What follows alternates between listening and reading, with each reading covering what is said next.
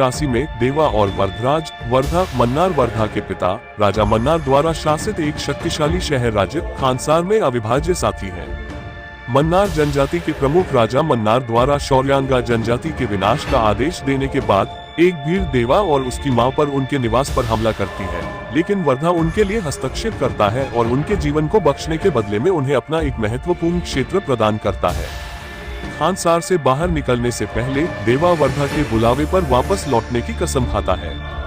2017 में एक business tycoon Krishnakant को पता चला कि उनकी बेटी आध्या अपनी मां का अंतिम संस्कार करने के लिए न्यूयॉर्क से वाराणसी पहुंची थी। इससे कृष्णकांत के पुराने प्रतिद्वंद्वी सतर्क हो जाते हैं, जो उसके अपहरण की साजिश रचते हैं, लेकिन कृष्णकांत बिलाल की सहायता लेता है, जो उसे पकड़ने के दुश्मनों के प्रयासों को विफल कर देता है और उसे असम के तिनसुकिया में अपने दोस्त देवा के घर पर सुरक्षित रखता है।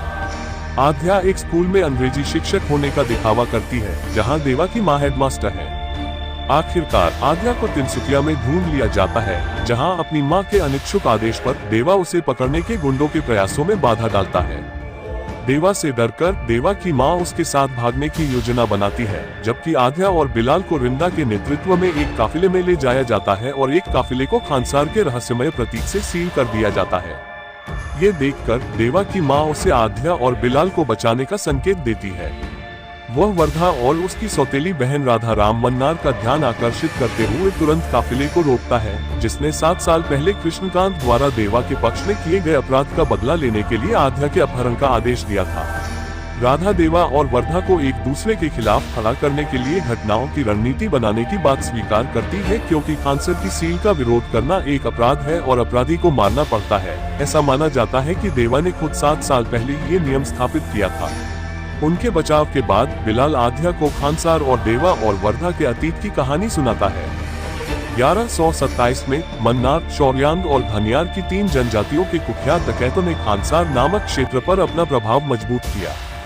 भारतीय स्वतंत्रता के बाद वर्ष 1947 में राजा मन्नार के पिता मन्नार जनजाति के मुखिया शिव मन्नार ने खानसार को देश का हिस्सा बनने और भारत के संविधान द्वारा शासित होने से इनकार कर दिया।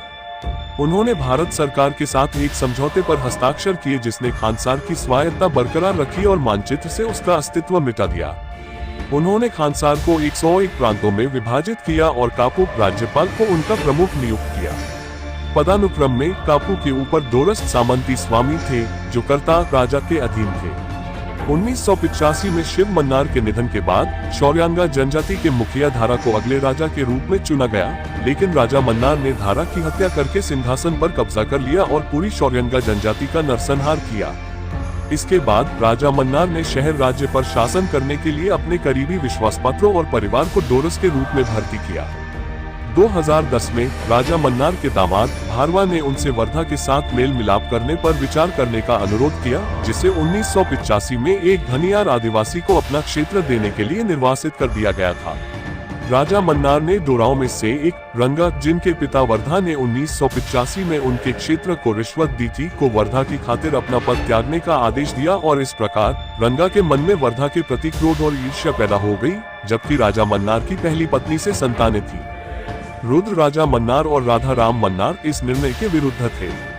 राजा मन्नार ने अस्थायी रूप से अपनी जिम्मेदारियां राधा राम को सौंप दी और एक संबंधित मुद्दे को देखने के लिए खानसार को छोड़ दिया।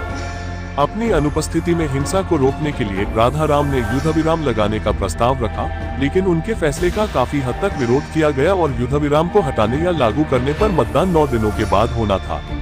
मतदान समाप्त होते ही सभी डोरा और कापू सिंहासन पर कब्जा करने के इरादे से सर्बिया, ऑस्ट्रिया, यूक्रेन, अफगानिस्तान, रूस और दक्षिण सूडान से शक्तिशाली भाड़े की सेना लेकर आए।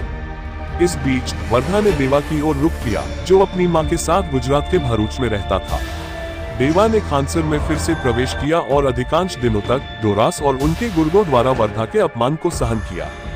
हालांकि देवा ने अंततः डोरस में से एक नारन के बेटे विष्णु से लड़ाई की और उसकी हत्या कर दी, क्योंकि उसने एक लड़की के साथ बलात्कार करने की कोशिश की थी। भारवा द्वारा उकसाए जाने पर रुद्र ने नारन को वर्धा के खिलाफ खड़ा कर दिया और मुकदमे के दौरान देवा के बजाय उसे दंडित करने का निर्देश दिया। मुकदमे के दौरान क्रोधित देव ने वर्धा के साथ दुर्व्यवहार करने के लिए नारन की हत्या कर दी और उसका सिर काट दिया, जबकि उससे ऐसा न करने की विनती की, जिससे सभी गवाह स्तब्ध रह गए। वर्धा, देवा और वर्धा के छोटे भाई बाची, सहयोगी बिलल और रिंदा और सलाहकार गायकवाड़ उर्फ बाबा सहित उनके सभी सहयोगियों को पकड़ लिया गया। मतदान के दिन राजा मन्नार अचानक खानसार लौट आए और वर्धा के पक्ष में युद्धविराम जारी रखने के लिए मतदान किया। हालांकि वर्धा ने अपने निर्णायक मत से युद्धविराम को समाप्त करने के लिए मतदान किया। तुरंत सभी ने सिंहासन के लिए अपना दावा पेश किया। वर्धा, देवा की सहायता से रंगा द्वारा भेजे गए नशीली दवाओं के आदी लोगों को हराने के बाद जेल से बाहर निकला और रंगा को मार डाला। राजा मन्नार ने राधा राम को बताया कि भारवा वास्तव में शौर्यांगा जनजाति से था और वह उन कुछ लोगों में से एक है जो 1985 में जनजाति के नरसंहार से बच गए थे। अन्यत्र भारवा और बचे हुए शौर्यांगा आदिवासियों की एक सेना ने नरसंहार के लिए राजा मन्नार के खिलाफ प्रतिशोध की कसम खाई थी। उनके गोत्र का सिंहासन के लिए रुद्र ने अपने मामा ओम से हाथ मिलाया। भारवा के पकड़े गए सहयोगी धेरू ने राजा मन्नार और राधा राम को बताया कि देवा वास्तव में धारा रायसर का पुत्र देवर्त रायसर है, जो शौर्यांगा जनजाति का प्रमुख था और 1985 में खानसार का अगला राजा माना जाता था। इसके साथ ही वर्धा ने संबोधित किया देवा उसके सालार के रूप में, जैसे ही उसके वफादारों को पता चला कि वह एक शौर्यांगा आदिवासी है।